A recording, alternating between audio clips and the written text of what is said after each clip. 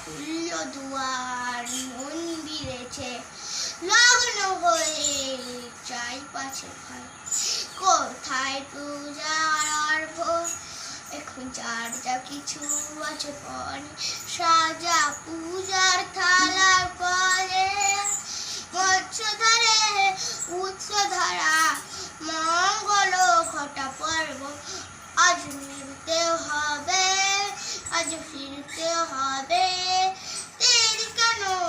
করিস তব বাঁচতে যদি হয় বেঁচে মরতে হয়তো মরবো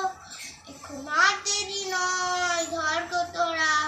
হাতে হাতে ধরগো আজ আপন পথে ফিরতে হয়।